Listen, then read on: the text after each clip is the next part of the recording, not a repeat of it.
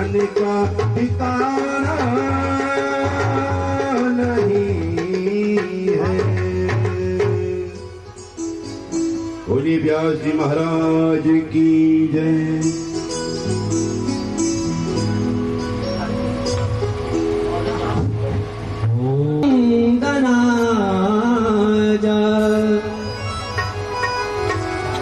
नंद गोप कुमाराया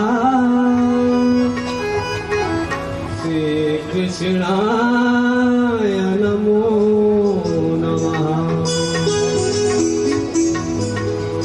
कृष्णं नारायणं वन्दे कृष्णं वन्दे व्रजप्रियम् कृष्णं वेपायनं वन्दे कृष्णं वन्दे पृथासुतं। वर्णानाम् अर्थसङ्घानां रसानां छन्दसामपि मंगलानां च करतारो वन्दे वाणी विनायको। स्वस्ति श्री गणपते नमो नमः। जन्माद्यस्य यतोऽन्वयादितरतः चार्थे सविज्ञास्वराट् तेने ब्रह्महृदाय आदिकवया मुह्यन्ति सूरया। तेजो वारिमृदां यथा विनिमयो यत्र त्रिसर्गो मृषा धाम्ना स्वेन सदा निरस्तकुहकं सत्यं परं धीमहि। शान्तं शाश्वतमप्रमेव अनघं निर्वाण शान्तिप्रदम् ब्रह्मा शम्भु फणीन्द्र सैव्यमनिशं वेदान्तवेद्यं विभुम्। रामाख्यं जगदीश्वरं सुरगुरु मायामनुष्यं हरिम् वन्देऽहं करुणाकरं रघुवरम् भूपालचूडामणिम्।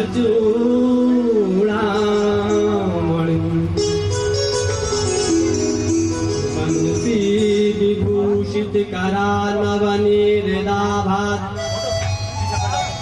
पीताम्बर गरुडबिम्बफलाधरोष्ठात् पूर्णेन्दुसुन्दरमुखात् अरविन्दनेत्रात् कृष्णात् परमं किमपि तत्त्वमहं न जाने।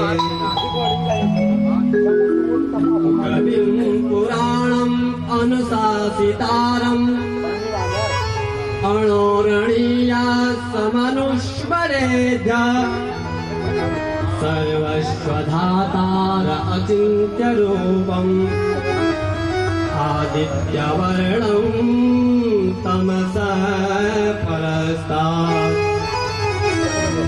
बर्हापीडं नटवरवपु कर्णयो कर्णिकारम् बिभ्रत्वासा कनककपिशं वैजयन्ती च मालाम्। रङ्गान् वेणोरधरशुदया पूरयन् गोपवृन्दे वृन्दारण्यं स्वपदरमणं प्राविशद्गीतकीर्ति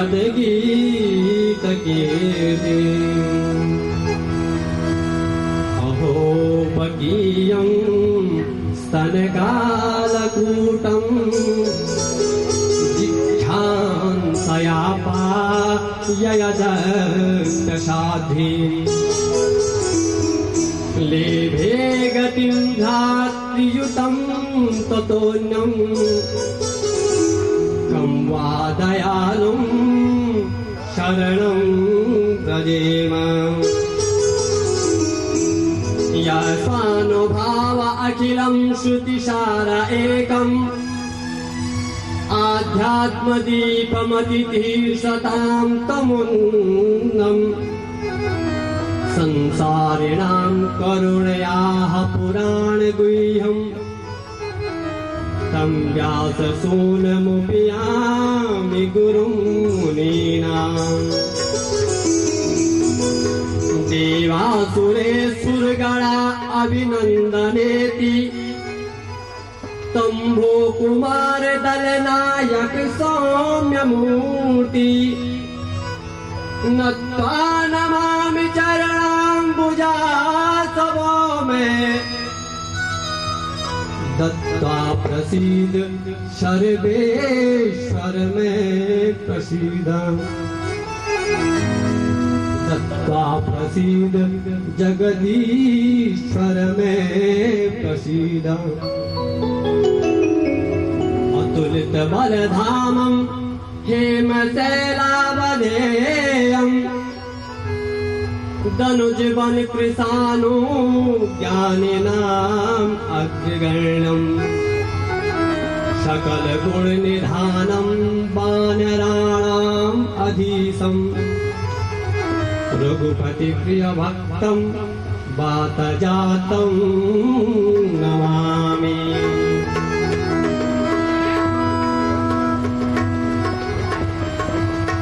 श्लाघनीयाम्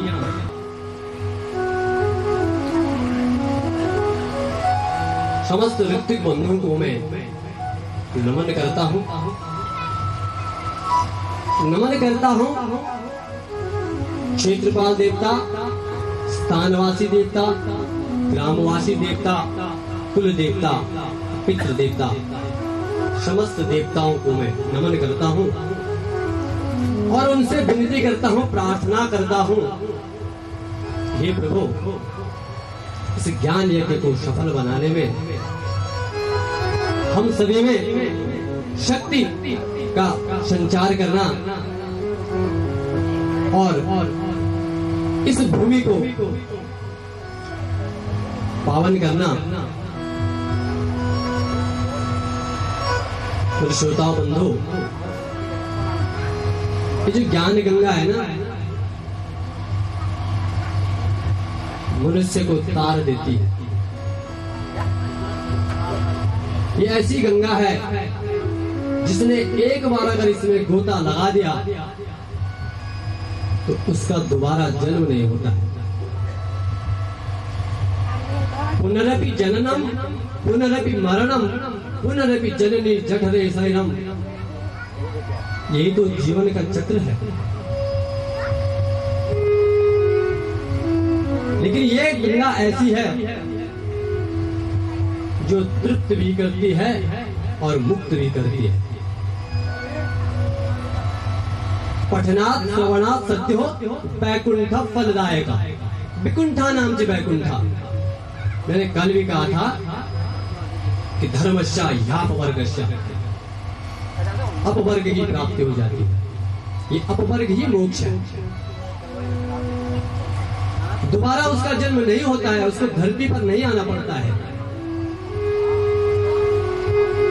यहां तक कि देवताओं का अगर सुकृत क्षीण हो जाए तो वो भी धराधाम पर आते हैं। संसाधक कर्दमाने प्रक्षालन पटीयसी, ये कथा ऐसी है कि मनुष्य के सारे पाप ताप संतापों को धो देती है। तो बड़े भाग्यशाली होते हैं, बड़े भाग्यशाली हैं जो इस कथा में, इस ज्ञान रूपी गंगा में गोता लगाते हैं। क्योंकि भाग्योदयेन बहुजन्म समर्जितेन शतसंगमं चिरवते पुरुषो यदावे अज्ञान हेतु कृतमोह मदान्धकारा नाशम विदायते उदयते विवेक। क्योंकि विवेक मनुष्य को मोक्ष प्राप्त करा देता है। ज्ञान दो प्रकार का, एक शास्त्रीय ज्ञान और एक आत्मज्ञान। तो मैंने कल भी कहा था, ये जरूरी नहीं है कि बहुत ज्ञानी है और उसको मोक्ष मिल जाए। कई ऐसे हैं, कई प्रसंग आते हैं बीच में कि गजराज गजेंद्र ने एक कमल प्रभु को भेंट किया और मोक्ष प्राप्त हो गया। तो धर्म हमारा यही है कि भगवान के चरणों में प्रीति हो, और उसी से मनुष्य तर जाता है और उसका दोबारा जन्म नहीं होता है। संसार में दो ही आनंद है, एक है विषय आनंद और एक है ब्रह्मानंद।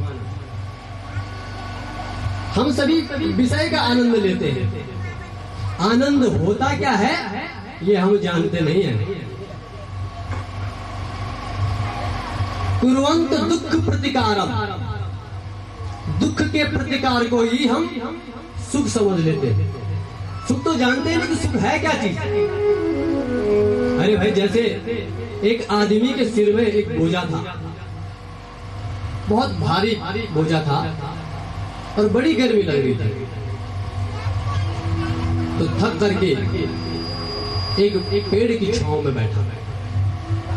तो उसने जैसे ही भार को दूर किया, कहने लगा, वाह क्या मजा आ गया। अरे मजा किस बात का, मजा कहां से आया? तुमने तो दुख का प्रतिकार किया है, उस बोझ को दूर किया है और उसी को आनंद कह रहे हैं।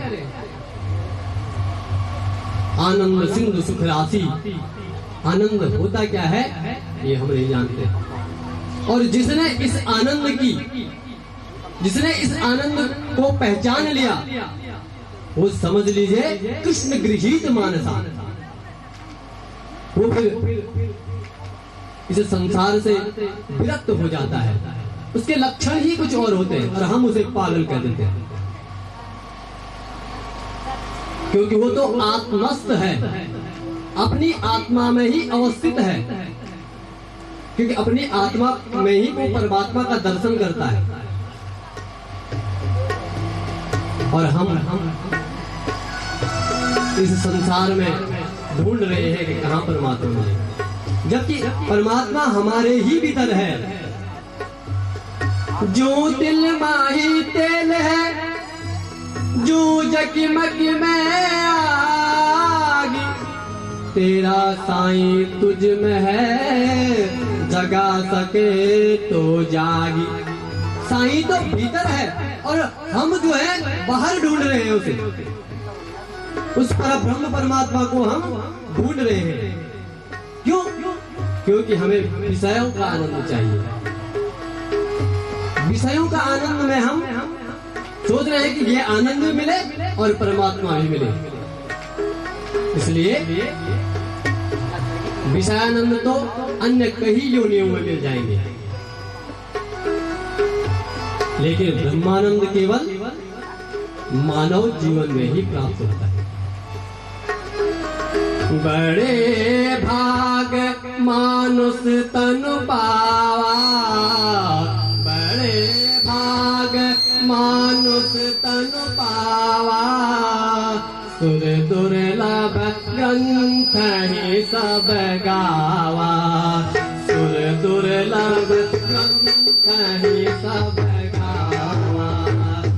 बड़े भाग मानुष तन पावा, बड़े भाग मानुष तन पावा, सुर दुर्लभ ग्रंथ ही सब गावा।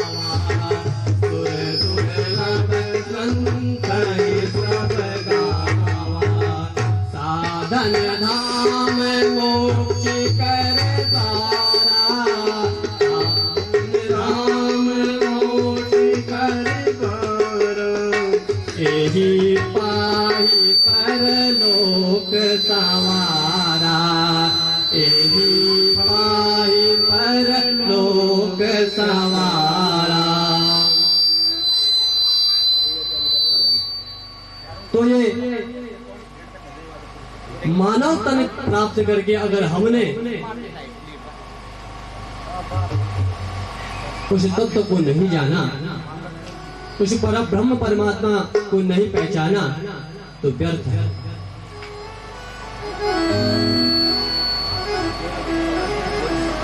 मेरे श्रोता बंधु,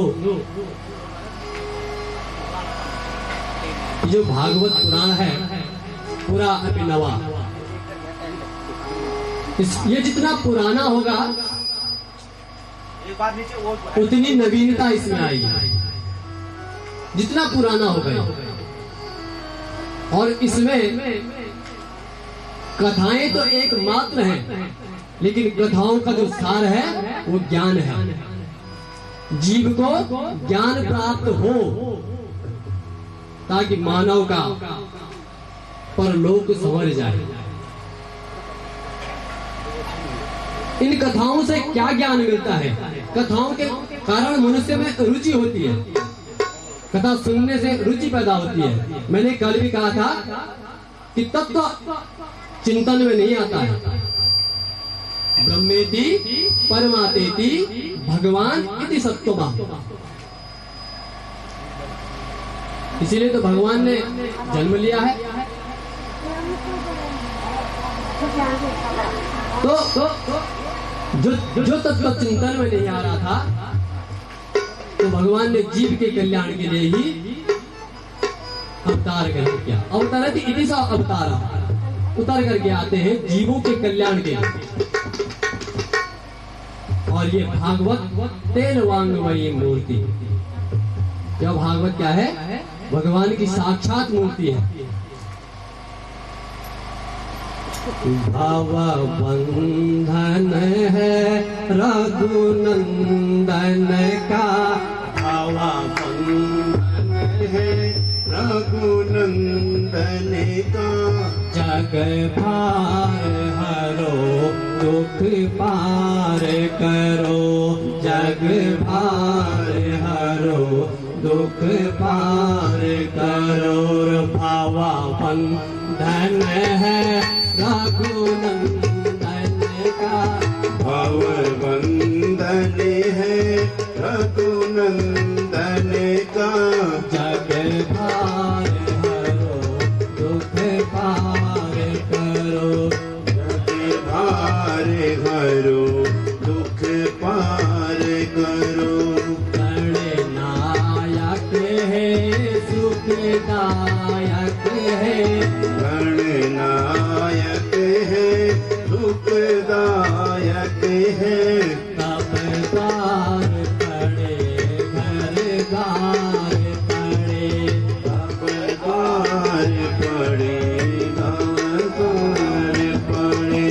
भावा बंधन है रघुनंदन का, भव बंधन है रघुनंदन का, जग भार हरो दुख बंधन है रघुनंदन का, भव बंधन है रघुनंदन का, जग भार हरो दुख पार करो, भव पार करो दुख पार करो, भव पार दुख पार करो, भव पार करो दुख पार करो। तो ये भव बंधन जो गणनायक हैं वो हर लेते हैं। तो कल के प्रसंग में पुनः कल की कथा हमने विश्राम की थी कि परीक्षित महाराज जी को तो ये पता है कि सप्ताह दिवस में मुझे मरने का शाप मिला, लेकिन हमें ये पता नहीं है कि हमारी उम्र क्या है। हम ये नहीं जान सकते। जीवन का तो पता हो सकता है कि इसका जन्म होने वाला है, लेकिन मृत्यु का किसी को पता नहीं। जातक ही ध्रुवो मृत्यु ध्रुवम जन्म मृत्यु से, मृत्यु तो शाश्वत सत्य है, उसने तो होना ही है। इस देह यात्रा में जो 10-10 घोड़े लगे हुए हैं और वो यात्रा चल रही है। किसी ने दिल्ली तक जाना है तो किसी कोई जो है रुद्रप्रयाग में ही उतर गया, कोई श्रीनगर में उतर गया। तो ये तो यात्रा है, जीवन की यात्रा है। कोई 100 साल जीता है और कोई जन्म लेते ही चला जाता है। ये जीवन की यात्रा है और मनुष्य अपने प्रारब्ध के अनुसार ही कर्म भोगता है। हम भगवान को कहते हैं कि भगवान ने ऐसा कर दिया। भगवान कभी दुख नहीं देते, वो तो कृपा सिंधु है। दुख तो हमें हमारे कर्मों के आधार पर मिलते हैं। हम जैसी फसल बोओगे वैसा काटोगे। तो आज परीक्षित जी महाराज उस गंगा के तट पर हैं, जो गंगा तृप्त भी करती है, मुक्त भी करती है। तत्रा भवत भगवान व्यास तत्र, यहाँ भगवान शब्द आया है, भगवान व्यास तत्र। क्योंकि जब परीक्षित गर्भ में थे और अश्वत्थामा का ब्रह्मास्त्र परीक्षित को जला रहा था, तो भगवान उत्तरा के गर्भ में गए और अपने भक्त की रक्षा करी। आपने ये तो सुना होगा कि भगवान गर्भ में गए, ये भी सुना होगा कोई भक्त किसी माता के गर्भ में था। लेकिन उस उत्तरा का भाग्य देखिए, जहां भगवान और भक्त एक साथ है। परम भाग्यशाली है उत्तरा। तो भगवान ने पहले ब्रह्मास्त्र को समाप्त किया, उससे रक्षा करी। तो आज जो है वाणी के रूप में सुखदेव जी को भेज दिया। अवधूत रूप में है वो सुखदेव जी। परम हंस वृत्ति वाले हैं, वो निर्गंथा है। उन्होंने चोटी तक भी नहीं रखी हुई है, क्योंकि चोटी में भी गांठ बांधनी पड़ती है। जो यज्ञोपवीत होता है उसमें भी गांठ होती है, लेकिन वो निर्गंथा है, किसी प्रकार की गंती उन्होंने नहीं बांधी। यहाँ तक कि कोपीन भी उन्होंने जो है धारण नहीं किया। ऐसे परम योगी। तो जब सुखदेव जी आए, 16 साल की मात्र आयु है सुखदेव जी की, क्योंकि ज्ञान बड़ा होता है, आयु से कोई छोटा बड़ा नहीं होता है। सूत जी महाराज तो 20 वर्ष के, जो ये जहाँ चल रहा है नैमिषारण्य में, जहाँ प्रसंग नैमिषारण्य से उठा 20 वर्ष के हमारे, वैसे ही सुखदेव जी जो है 16 वर्ष के हमारे। लेकिन ज्ञान इतना ज्यादा है कि जो उनके ज्ञान के सागर में गोता लगा दे, समझ लीजिए उसका बेड़ा पार हो जाए। तो आते ही परीक्षित जी महाराज ने साष्टांग प्रणाम किया। कहा महाराज मैं ये तो नहीं पूछूंगा कि आप कैसे हैं, क्योंकि योगी लोग कभी दुखी नहीं होते, वो हमेशा आनंद में रहते हैं। उनके पाद प्रक्षालन किया और कहा महाराज म्रियमाणं धर्मम् अतः प्रक्षामि संसिद्धिं योगिनां परमयोगिनः पुरुषस्य हयत्कारं सर्वथा। हे महाराज, जीव का मरण धर्म क्या है? देखिए, परीक्षित जी ने ये नहीं पूछा कि मैं 7वें दिन मरने वाला हूँ, कोई उपाय बताए। कहा है कि जीव का मरण धर्म क्या है।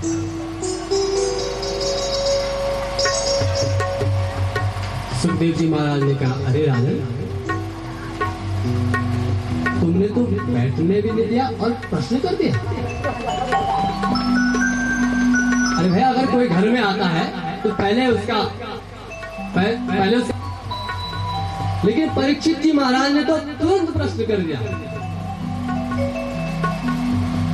तो सुखदेव जी ने कहा, राजन क्या बात है, तुमने ये प्रश्न की झड़ी कैसे क्यों लगा दी? तो परीक्षित जी महाराज कह रहे हैं, येषां स्मरणात् पुंसां सद्यशुद्ध्यन्तिवे गृहा किं पुनर्दर्शन स्पर्शात् शोचानाम देवी। महाराज, आपके दर्शन से ही जीव जो है तर जाता है। अगर जीव को आप जैसे संतों का दर्शन हो जाए तो जीव का तो बेड़ा पार, क्योंकि संत होते ही ऐसे हैं।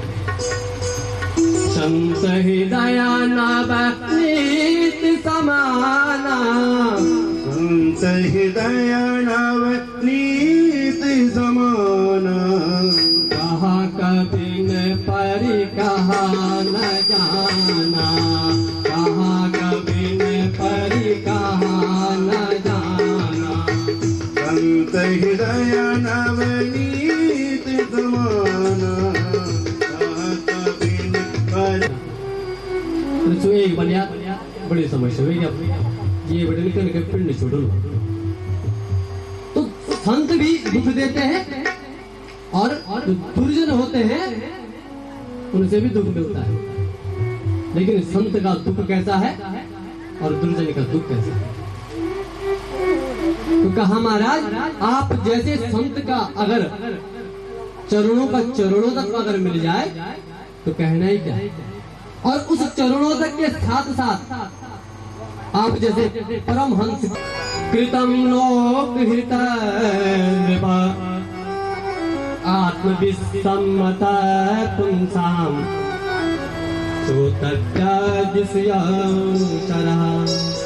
अरे राजन, बड़ा सुंदर प्रश्न किया है आपने, क्योंकि आपने अपने लिए कुछ भी प्रश्न। मरने वाले व्यक्ति को क्या करना चाहिए, किसका स्मरण करना चाहिए, किसका ध्यान करना चाहिए, किसका चिंतन करना चाहिए? क्योंकि हमारे तो इतने सारे देवी देवता हैं। एको देवो के सबो बासिबो बा, एको नारी सुंदरी बादरी बा। श्रोताओ बंधु, अनेक रूप में है वही। चाहे नरसिंह हो, चाहे बरा हो, चाहे कृष्ण हो, चाहे राम हो, तब तो वही है। मनुष्य की प्रवृत्ति के अनुसार मनुष्य जैसा चाहता है। किसी को रौद्र रूप अच्छा लगता है तो नरसिंह भगवान, किसी को सौम्य रूप अच्छा लगता है तो भगवान राम। तो एक देवो की समवासी, एक ही अच्छा लगता है। तो प्रश्न क्या है पुनः,